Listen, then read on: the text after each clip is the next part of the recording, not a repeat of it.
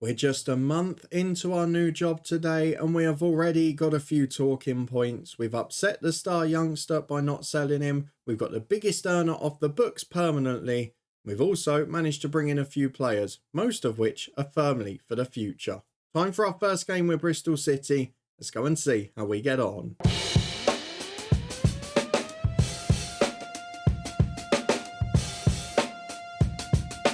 Yes, hello and welcome along to part 2 of Built in Bristol with me, Daniel. We are back today for the first game of the championship season against Hull. We've also got a summer of transfer work to reflect on. We've tried to do a little bit, we've tried to be clever, and we are trying to think about the financial future of the club as well. We've got to make it sustainable, but we've got to make it successful. Despite being predicted 19th by the media, the board want us in the top half. It's not going to be easy, but if you're looking forward to seeing if we can do it, then please do put a thumbs up on the video. If you missed all the introductions and everything to the staff and players in part 1, you can find that up in the eye above. But for now, let's go and have a look at what's happened in the summer, starting with the staffing and the playing additions to the squad. Now, the first thing that should be said, of course, is those that were here last time will remember there were 6 or 7 vacancies on both the coaching and the recruitment front from the staffing this summer. We have managed to add an awful lot, and of course a few youth ones have been added in the background, but for us, we're going to focus on the first team additions. The immediate problem was recruitment because we needed to get people in, but we didn't actually have a scouting team of dedicated scouts, so we've brought in 3 or 4 of them. We've also brought in a recruitment analyst and a director of football, a few of them familiar FM names over the years. So we start with Lee Mooney, who's a recruitment analyst who's brilliant. He's been at Anderlecht and Manchester City before. A head of sports science, always important and a pretty good one at that. Mike Rigg is a name that is very familiar in FM, always available as a good staff member. He is director of football, he is pretty good at what he does, and he's been a pretty big asset for us this summer. Spoilers ahead. Chief scout is Steve Hitchin, who is exceptional. He had been at Spurs last, so a lot of Premier League experience off the pitch. Ian Atkins, a brilliant scout formerly of Wolves. Sean O'Driscoll is a youth manager but pretty good one. Simon Jones, another very good scout. Laura Bowen, another very good performance analyst. And then 2 more good scouts in Luke Dowling and in David Webb as well, who had briefly been manager of York in real life this season. Going further down, we had Eddie Newton come in as another scout. We had 3 coaches in Brunskill, who is pretty good all-rounder. David Lee, who is another very solid all-rounder. And Lee Catamol, who is a very good all-rounder too. A more familiar name and a younger one, who just retired from the playing side of things. Paco de Miguel is our fitness coach, and he is pretty much perfect. And the goalkeeping coaches there were already okay, so we've left it as it is. So that is the additions to the coaching team. Lots of quality coming in, real strength in depth, and of course, I have said this in so many saves over so many years. Improving your coaching team and getting the best in class is far more important than what you do in the transfer window. And if you get it right and put that initial bit in, to getting the training assignments set up, to getting the right team in, to working with the board to try and get more people in and improve the wages in those areas, you can always go to the next level without necessarily improving your playing squad. Despite that though, we have tried to do the latter. If we go through to the transfer centre, we've got 1 deal that may yet potentially be done. And of course, it's a deal that in real life, this summer in a transfer window, Bristol City have actually done, getting in Ross McCrory. He is someone who can play centre mid and centre half and will be a good member of the squad. So very excited if we can get that done. We have missed out on one which I'll talk about in a minute, which has really annoyed me. And that's particularly from a Luton fan point of view. But if we go back and have a look at the players that have come in and out, we have got a few additions with 1 on loan and a couple of youngsters coming in. Both of those have gone out on loan again. And lots of other players leaving the club, mainly temporarily too. So we loaned out a lot of the under-21s, but the big news probably on this outs page is Thomas Callas, who went on a free. He has gone to Turkey, where he's not earning much money actually. So he's being paid 12 grand a week by Bristol City, which means 13 or 14 off the wage bill, plus all the clauses that come with it. And for that, for a player who's not great, who's out of contract next year anyway at 29, it just made perfect sense for me. To get that money off the wage bill has allowed us to do the work we have done. Now, his replacement isn't the man I'd hoped it was. We'll talk about why in a moment. But firstly, let me introduce you to two youngsters we've brought in from the lower leagues. So Sean Ruffin, very familiar name for FM players, is a talented young fullback at Lincoln City. We've brought him in on loan, 2.5 star ability, 4.5 potential. The plan is this: he goes out on loan this season to Orient, does well in League 2, comes back next year and replaces Jada Silva, who I did try to sell first, but we couldn't. So he stays till the end of his contract. Ruffin goes out on loan, and then they'll switch next season. Makes perfect sense. The other one was Shadrach Ogie, who comes in for 300 grand from Leyton Orient. He's a young centre-half with 2-star ability and massive potential. We've actually loaned him back out to Salford, which is the only club that would offer him first-team football, but with a decent personality, with a long throw speciality, and with all the physical attributes and decent positioning, I feel that he's a player who could become a championship one, and if not, will probably make a profit on. So, worth the gamble in my eyes. The third signing, and the one that's going to be at first team level to replace Callas, is Reece Williams on loan from Liverpool, who many of you will know the name, was involved in one of our very early saves on this channel back in FM19 with Torquay. But the reason he's in is because of a player we missed out on. And I'm annoyed we missed out on them, because if we go to League 1, we went to Barnsley for their captain, Mads Andersen, who has of course gone to my club Luton Town in real life. We managed him recently in a Twitch save with Rangers. He was very solid. And the reason we couldn't get him is because he failed a work permit, which doesn't seem particularly realistic. But unfortunately, it is the reality of the situation. So instead of having Mads Andersen, we've had to go for a short-term loan solution. Hopefully, we can go for Andersen again in January, maybe get a bit more luck. So Reece Williams is the man that we've brought in instead. He comes on loan from Liverpool. He featured a bit in that season where Van Dijk and that got injured and they didn't have any centre-halves during lockdown. But he's a good player. He's not quite as good as Andersen, but he's very similar. And at this level for this season, he'll be perfectly fine. He is the second best centre-half at the club. Pring is going to be the starting left-back. And then it's going to be Williams alongside Cal Naismith. So I hope that will be okay. But I'm a bit worried that players who are 3-star ability for us are being considered good League 1 players by the scouts and the coaches. So that's something we've got to work on. We've also had offers for Alex Scott. We've rejected them all. But he's of course unhappy. He wants to leave the club. Disappointed he couldn't join Brighton, which is understandable. But they only offered about 8 million, which I'm not willing to accept. There's also interest in the likes of Andy Vyman, who is probably one of the key experienced players for us. So overall, it's been a pretty testing transfer window for a number of reasons. However, we get to the opening day, we've gone like for quality at centre-half, and we've not really lost anything anywhere else. So we've got to be pretty pleased with how we're doing. The medical centre looks all right. We've still got Benarous out long-term, and we've had a few knocks during pre-season, but there are no other injuries. So we can go into this whole game with excitement. They lost it in real life, but we'll be able to do any better. I am a little worried about the season preview because Bristol City still expected in the bottom half. I'll be honest with you, before joining this club, I would have been happy with 15th. With the board wanting the top half, I'm now a little bit worried that we don't keep our job. So a few testers definitely to come there, but for now, let's go and get into our opening game. It is Hull City versus Bristol City. 21,000 through the gate at Hull as well. We did manage them briefly in that Twitch save too. And they still had a few of those originals there at that stage. In this universe, they've signed Carl Darlow in goal, but they have got that quality going forward. So let's go and have a look at our 11 and what we've set up tactically for this season. So my plan is that we're going to press quite high. We're going to work pretty hard out of possession. We've got players like Cornick, Scott, Williams, who their strengths are physically. And I'm hoping they'll be able to engage the opposition when they lose the ball. You can see that because of my uncertainty with the youngsters on the left, I've actually gone for Vyman, Cornick and Wells from the start. We're going to see how 3 of them get on.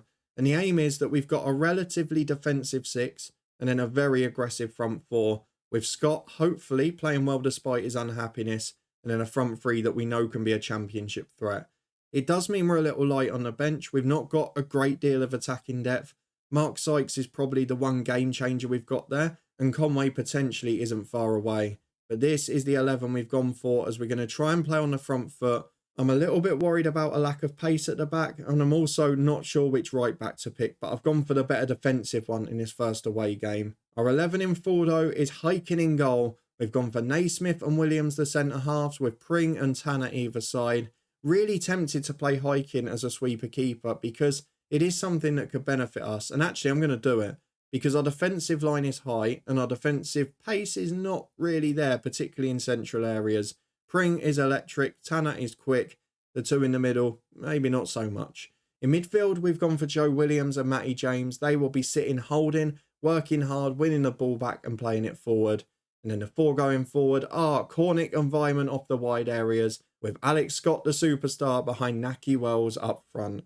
A positive mentality, a high press, a high defensive line, lots of quick distribution and playing out from the back. This is about pushing forward quickly and getting the front four on the ball as much as possible. If we can do that, we have got one hell of a chance. Set pieces are going to be an issue. Rhys Williams added some much needed height, but we've not got that really big imposing team, so we're working on trying to get one or two people into the game. But otherwise, I'm fairly happy with where we are. But it's so tightly matched in the championship that I have no idea what to expect. Your star player unhappy and the players not on board with a new low reputation manager. Probably not the start we wanted. Let's get into the opening game, see if we can get it right on the pitch.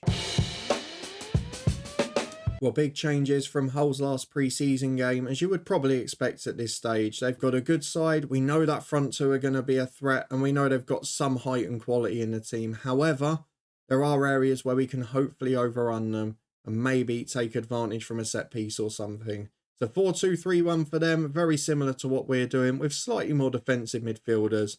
Are they going to mark Alex Scott out of the game, or are we going to be able to find another surprise star on the opening day of the championship season? Well, we're back. We're just 25 seconds gone as Hull work it down the right here. It's not an ideal start for us, and we never like the highlights early as Malcolm gets the ball on the right to Christie into a Stupinan. It's a great save by Haken in fairness. Very good shot stopper despite the many other flaws in his game. And with a minute on the clock, it is a Hull corner. We're under a little bit of pressure as Seri puts it in. We mentioned we've not got that height in the team this year, which definitely gives me a cause for concern. We see it out, and with 5 gone, we're still level at the moment. As we're back, we're just under 10 on the clock with Cornick getting the ball on the right. You can see that front four pushing on with nobody else in support. As Vyman gets there, are they going to be isolated? It's into Scott, headed away as far as Christie, who beats Vyman to it. And it works away down the right for Hull, who managed to do all right. Carry the ball forward with a big ball to a Stupinan, which James deals with for Scott. Into Cornick. He's got support with Wells through the middle. He's found him, but was he onside? It's tipped away. It's a corner kick. It's one good chance at either end now. Bit worried that Hull have had most of the ball, and you see, those four are isolated going forward. But for now, they're offering enough of a threat on the break, and it is still 0-0 with 15 gone. So here we are again, 20 on the clock, and it's Hull going quite direct forward, but we win it with Naismith for Williams, and now Cornick in from the right. Has an overlap from Tanner, support down the line, but there's 4 arriving in the middle. We're getting more forward this time as Tanner's at the byline, into Harry Cornick. And a former Luton man scores on the opening day. Very happy with that. The fullbacks are getting forward, they're offering a lot there. And while we're quite defensive in the middle, in attack we look potent. Harry Cornick with a good finish to the roof of the net. It's 1-0 Bristol City, and it's the perfect start. As Williams takes the ball off the keeper to Rhys Williams. So I'm going to have to use the first names, aren't I? As Cornick brings it over halfway, he started well. That through ball though intercepted. Naki Wells can't get there. And Malcolm brings it away down the right. The former Derby man taking on his fullback and beating him with ease. Pring's not going to get there. I'm not sure where he is actually. And it's back to the edge again, into a Stupinan. Back to Seri. Oh, just over via the roof of the net. He was the one who scored that last-ditch winner last season, wasn't he? But not this time. We've had more of the shots on target. We've had more of the better chances. But at the moment, Hull are offering more of the game. They're having bigger threat, a more consistent threat, I should say. As Vyman flies into a challenge, which Pelkas deals with. Stupinan back to Tufan. It's a great ball. Sayab Manesh in down the left. Good block, Tanner. Not clear from danger just yet, though. Aliar gets it back, which Cornick wins for Tanner. Big ball down forward, but we've not got anyone up there. And that's the thing, it's got to be to feet. We can't just play up to Wells and hope he'll win it at 5'7". As Williams releases Scott. Great through ball to Vyman. That's the magic we needed. And that is why keeping Alex Scott is so important. He has got that through ball. He's got that vision. And with runners like Vyman, Wells and Cornick, we're always going to have a threat. Andy Vyman finishes with aplomb. It is 2-0 and it's been classic counter-attacking football. Exactly what we want. As Tanner gets it back to Rhys Williams. Into midfield for Cornick, who turns on it well. He started brilliantly. Carries it across the pitch and he's beaten too. He's got support ahead, goes himself. Not the best effort in the end, but a cracking run. And looking a real threat on the break. It's all Bristol City at the minute as Pring finds Vyman and Matty James. 25 yards out, back to Pring. Nice 1-2. Just goes back, keeps the ball. And Naismith, we know, can unlock that door. Chips over to Vyman. He's got support in the middle. But the cross is blocked as Wells was waiting. Pelkas had it nicked by Scott though. He turns his man, goes for the shot. And it's over the bar. The front four look very dangerous. But overall, it's been a good first half. Well, to be honest, bar the big scare in the first minute, I don't think we could have asked for much more than that. A really good performance, playing to the style we like as well. I do feel if we could get a player for next season who's like Nahki Wells but 6 foot, we could be in for one hell of a season. As Greaves gets the throw into Malcolm, headed away as far as Tanner. Rhys Williams there again, just goes for the big punt away. Vyman beaten to it by Cyrus Christie. Beats him with ease as well. He's just too strong. Gets himself in. It's another good side hiking. He's done so well back there. And you've got to be fair to him. He is one hell of a shot stopper, which maybe is what we'll need this year, ironically. As Seri gets the ball in from the corner. A Stupinan header off the line. George Tanner, brilliant defending. That's why you have a defender on the post, people. But Hull have started this half well. And I wonder, with them going more aggressive, if we need to just drop back for a bit. We're 2-0 up. We don't need to be that aggressive. Can we just play on the counter? Maybe drop our mentality a bit. If we survive this highlight, we will. As Wilson goes back to Darlow. Big switch out to Christie. Vyman's working hard, as you can see. But Hull get out pretty easily in the end. It's a big switch of play to Sayab Manesh, who's got the chance to cross. Flying into challenges stupidly. And then the one clean one's given us a penalty. Joe Williams won that clear as day. The ball changed direction. And again, the animation engines let us down. Seri steps up. Go on hiking. He's had a brilliant game. But he goes the wrong way there. I'm going to drop to balance. Just stem the tide for a bit. But really, that is such a soft penalty. And it might cost us the 3 points. Though we've got a throw at the other end with Tanner straight away. We're on the front foot with Alex Scott.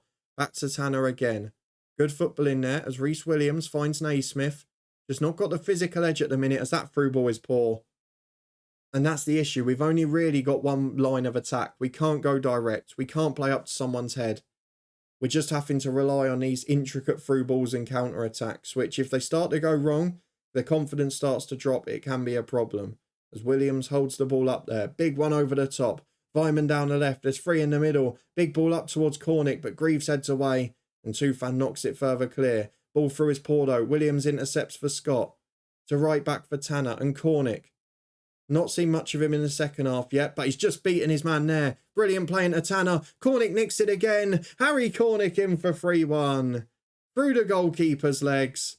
Quiet in the second half. What did I mean? He's our best player this season. Might have to get him through the middle if he keeps finishing like that. Of course it goes wrong now. We couldn't just have a whole game of happiness and excitement. We've had to get an injury. Now my choice is to replace him. I'm a bit worried because Matty James loves a long injury. Is Mark Sykes, who can go into centre midfield, who is not bad on the ball, but probably not the man we want for discipline there. Or Anis Mehmeti, who is probably a bit more of an aggressive type. But I could bring him on and then drop Alex Scott into the centre midfield role. Go a bit stronger in there. But I think for now, we're going to bring Mehmeti on. Which way round are they better? It doesn't make any difference, but we're 3-1 up. Who's better in front of goal out of the two? I think I'm going to put Alex Scott into centre midfield because he has got that more natural defensive mind according to his attributes. So he'll go in there and we'll just see it another 5 or 10 minutes before we make subs. It could make the signing of McCrory even more important because we might be a bit shorter up there now. And I'm going to chuck one of the youngsters on up front. We've got Tommy Conway, who is 6 foot. And maybe is our solution. He's going to come on for Nahki Wells. Not going to take off the wide men because they're playing well so far. We got Joe Williams, but I'm not sure Mark Sykes is going to be a natural ball-winning midfielder of such. He's probably a bit more of an aggressive type going forward. Maybe in the tackle isn't strong enough. So I'm going to leave Joe Williams on. I'm going to leave Rhys Williams and Pring on. And I think we'll just give it another 5 or 10 minutes. Tanner's been fabulous at right back, who is one of those I thought might have to come off. There is no point making subs for the sake of it, not at this stage of the season. We've now got 6 minutes to go, and I will make 2 more now. So we're going to go for Mark Sykes on for Joe Williams. And we're going to go for Vyman off for Sam Bell, the youngster. Do we make the 5th one? I mean, Reece Williams is struggling a bit at the back. I can bring on Viner, who is an experienced player at this level. Not quite got the same height or physicality, but is a very good footballer nonetheless. And this game looks like it's comfortably won. Harry Cornick is scoring goals for fun. And I tell you what, we might get his Christmas song out soon if he keeps up that form. Good from him. Andy Vyman gets one as well. The front four looking an enormous threat. The fullbacks flying forward, offering plenty too. How bad is that Matty James injury? It could change our summer transfer plans. Let's go and see what it looks like. Well, a great performance, good cutting edge, good finishing from 2 of our superstars, and Tanner still got man of the match in spite of Cornick's goals. But what about Matty James? 2 to 3 weeks. It's not disastrous.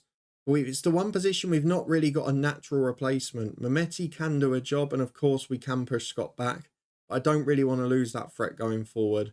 And McCrory, as good a player as he is, he's not a ball winner. He's in there to be a Joe Williams, a ball buster. So definitely something to think about. Maybe something we have to learn from in the rest of this window. Can we bring in a midfielder who can make an impact as well? I'm not sure we've got much left because that probably going to take a lot of our transfer budget now. So a very good start to the season, a very good performance away from home, and very rare when you've got a manager reputation that's so far below your players to see your tactical instructions being followed that early on. But either way, I'm delighted. We are going to be back at the end of August. I am going to skip through the game against my club, Luton Town. We might change our plan if we get a massive Carabao Cup tie, but the plan is deadline day could be huge. We know the pressure from Alex Scott, who's unhappy with 13 Premier League clubs wanting him. We might end up losing the kid or at least getting severely tested on deadline day. So we're going to come back for Huddersfield, which is on the day itself. If you're looking forward to that one and you did enjoy our season opener, please do put a thumbs up on the video. Pretty fitting really that it's a former Luton man who was the star on the opening day for me. We've got a friendlier tie in the Carabao Cup on paper, but a lot of fixture congestion. How will we get on before we return? Let me know your predictions in the comments.